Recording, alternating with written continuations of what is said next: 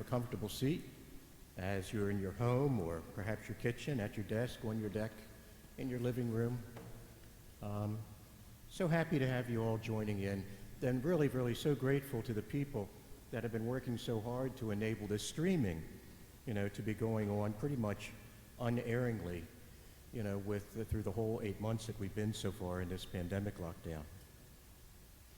To understand this scripture that we have today in Matthew, which commandment of the law is the greatest, we have to look back to the previous test that the Pharisees gave to Jesus, and that was earlier in Matthew, same chapter, where they said, is it lawful to pay the temple tax or not? And of course you remember how that belongs to Caesar, but give to God what belongs to God.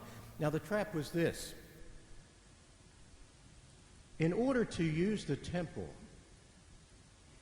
the Israelites had to pay the temple tax. But the coin of the realm had an image on it of the divine Augustus, the Caesar. And part of the religious practice for a pious Jew back then would be that you could not touch a graven image or a false idol. If you did, you rendered yourself ritually impure and weren't able to go into the temple to pray.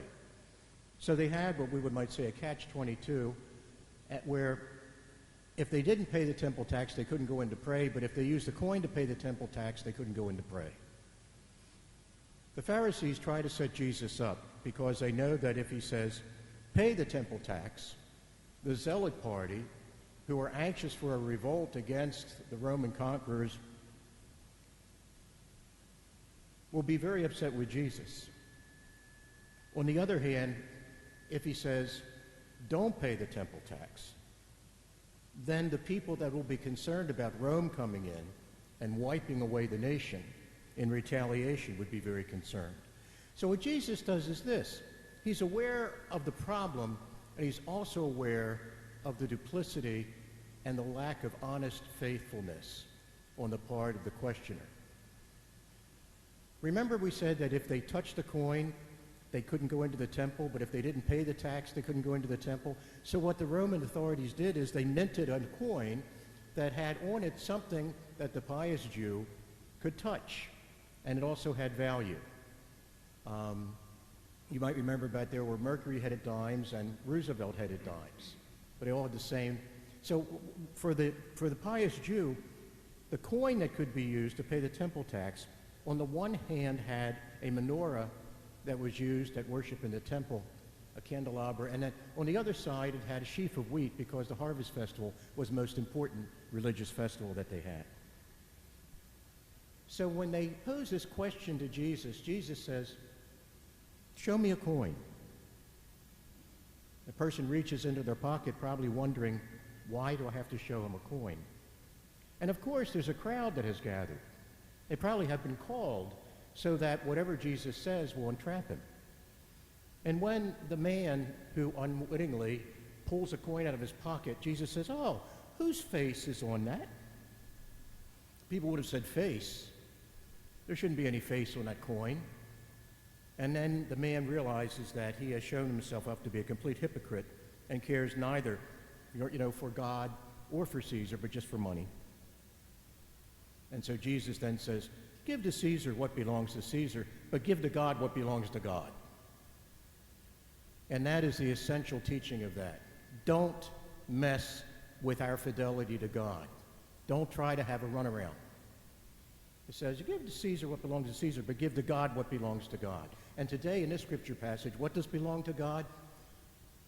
Unrestrained, unmitigated devotion to God with all our heart, all our mind, all our soul, all our strength. And what that also means is some people are going to be stronger in heart, mind, soul, and strength, but they have to be able to give all that they have, such as they have it, to the focus of God and not stray into false gods or idolatry, like the person who is just gathering graven images of false gods into his pocket and not caring what he owes God. Later in Luke, or today, when Jesus simplifies what God asks of us, by answering the question, what's the first and greatest commandment? Because there were hundreds. And Jesus answers properly with the first, but then he qualifies it and says, but the second is like it, love of neighbor as oneself. Now you're going to remember then that later on in Luke, when a man asked Jesus, but who is my neighbor? Jesus tells the story of the Good Samaritan, the one who had compassion on a stranger, when Jesus says, who then was neighbor to the man who was beat, robbed, and left for dead? And the Samaritan saw him and passed by. The Levite saw him and passed by. The priest saw him pass by. But the Samaritan, seeing the man near death and all bloodied, hoists him onto his own beast, takes him to an inn, pays for his care, and then promises that he will come back to take care of anything else that he needs. And Jesus says, who then was neighbor to the man who fell into trouble between Jerusalem and Jericho and with robbers? He says, the one who had compassion on him. He says, and go and do likewise. Now, in brothers and sisters, all, fratelli tutti.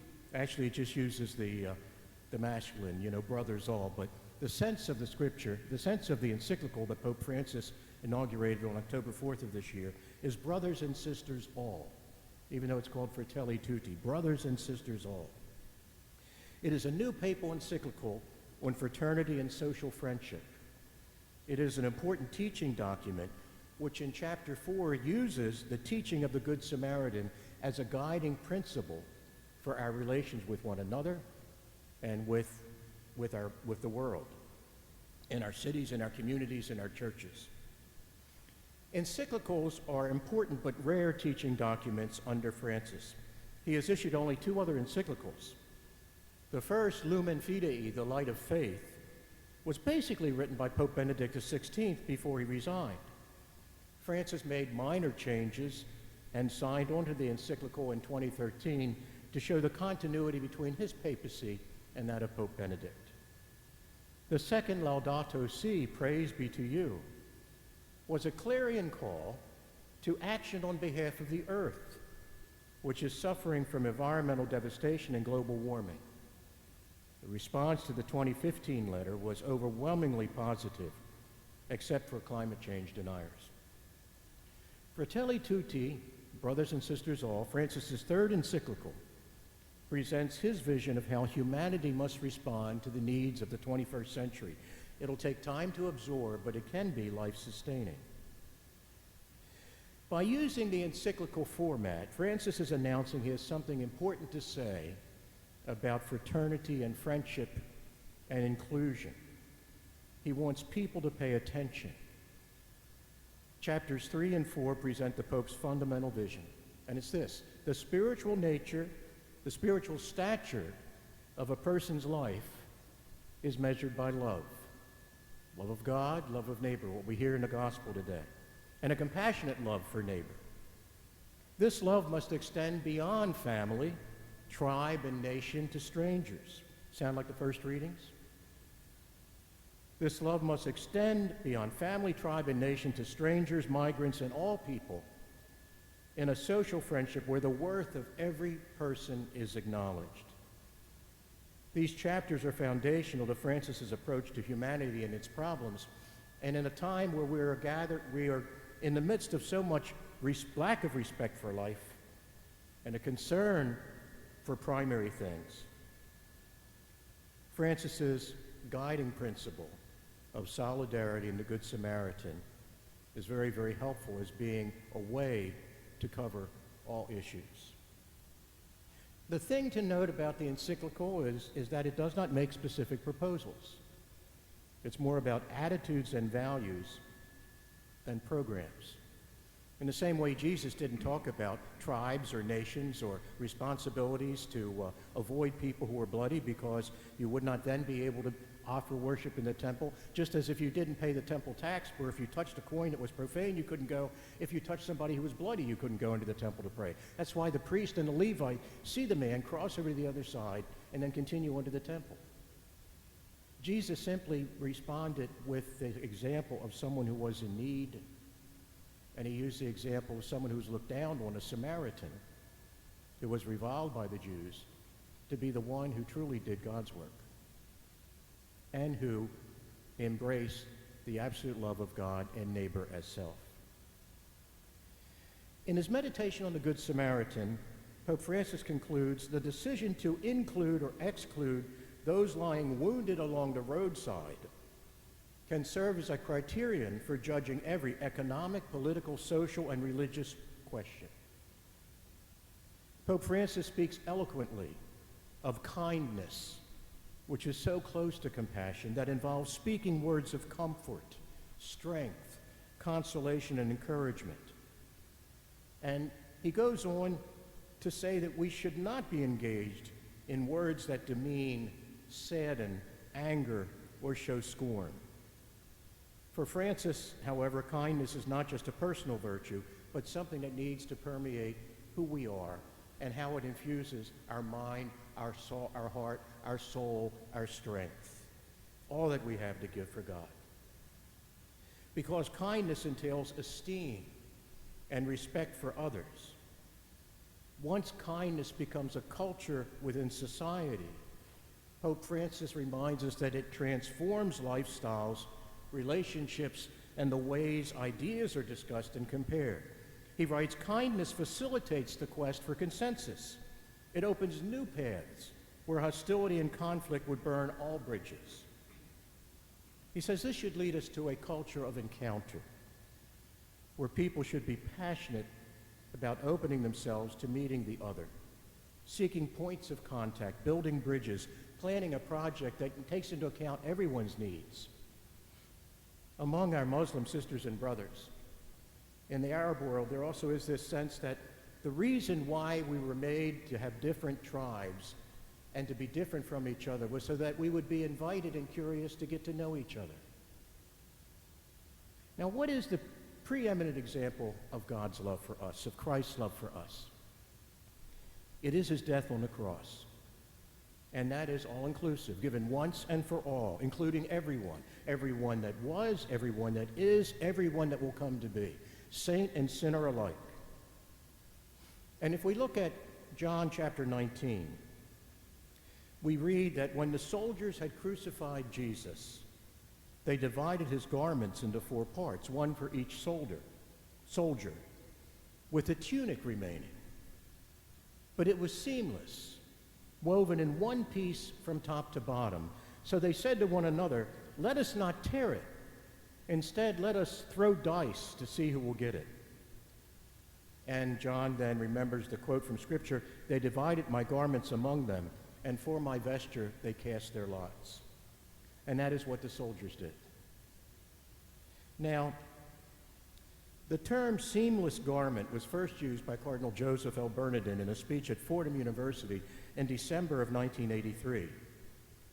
Cardinal Bernardin's challenge for a seamless garment of life related issues, pro-life issues, and it was a call for a strategy of consistency, a linkage, which showed the interrelatedness of having a pro-life position, which would link opposition to abortion with opponents of the nuclear arms race, the death penalty, and other threats to life.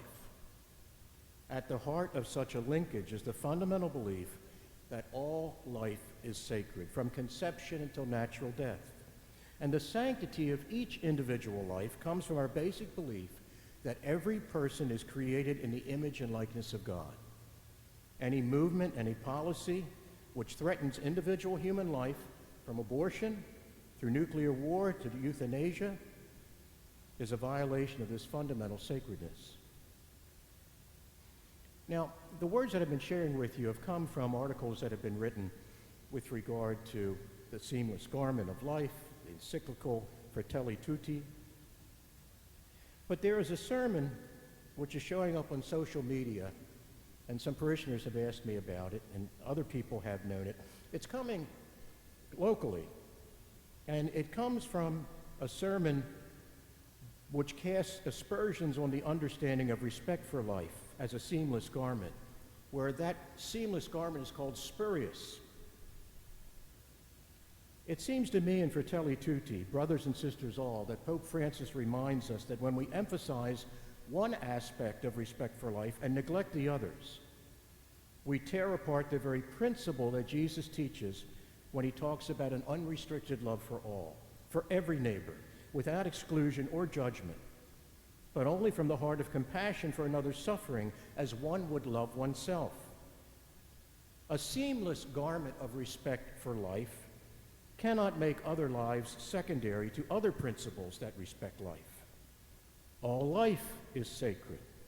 All life, all creation, every person, life in the womb and born, all children, immigrant or native born, on the street, all in prison, all in servitude, all in poverty, all in distress, in those demeaned, neglected, judged, disrespected, and the life of future generations that will be affected by our actions or failures to act in our present age.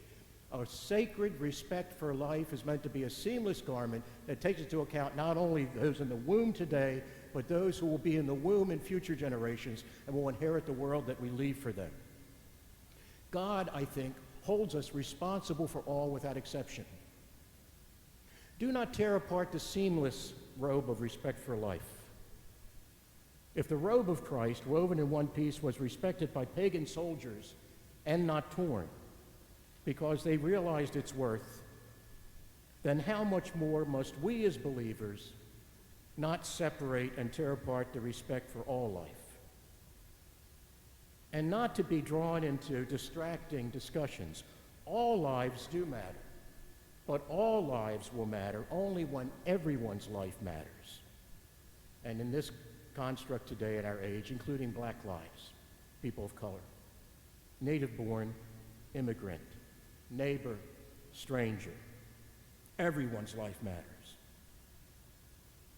When choosing to vote, one must take into account all the issues, not just one. Respect for life is a seamless garment, no matter what the spurious sermon said. And we have Jesus' word for it. Love God with no restriction on your heart, mind, soul, and strength. In other words, everything you've got. And love your neighbor as you would love yourself. And if you would keep these commandments, give to God what belongs to God.